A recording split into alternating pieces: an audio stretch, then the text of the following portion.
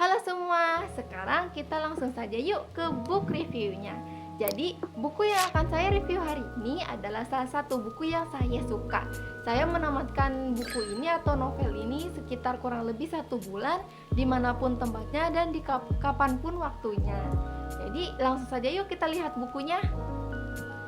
Jadi, ini adalah bukunya. Yeay. Jadi, novel kali ini berjudul The Newcomer, Pembunuhan di Nihonbashi. Dari judulnya sudah ketara ya, genrenya apa? Genrenya itu thriller, misteri, dan detektif.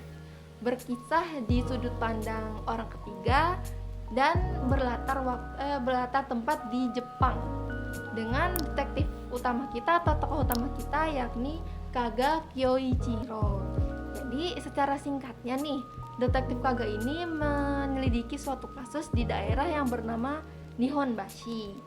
Untuk kasusnya sendiri menurut saya ini sebagai penikmat seri thriller dan detektif, ini adalah kasus yang cukup sederhana. Jadi buat teman-teman yang ingin memulai membaca seri novel thriller, boleh nih dimulai dari buku ini. Sekarang saya akan jelaskan bagaimana ceritanya dari novel ini. Ya, jadi ada seorang detektif bernama Kaga Kyoichiro yang dipindah tugaskan untuk menyelidiki suatu kasus yang ada di daerah Nihonbashi. Detektif Kaga ini adalah detektif yang sangat teliti dan detail. Jadi setiap bukti atau petunjuk yang mengarahkan pada sesuatu, walaupun dirasa sepele, itu tetap diselidiki oleh detektif kita kali ini. Jadi ada suatu kasus pembunuhan yang terjadi di apartemen daerah Nihonbashi ini.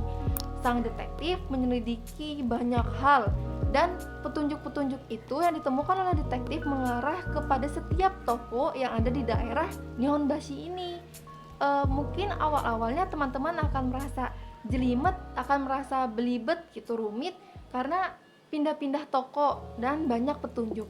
Tapi seiring dengan cerita yang kita nikmati, seiring dengan teman-teman menikmati ceritanya, maka akan ditemukan bahwa kasus ini tidak serumit itu, kasus ini sederhana.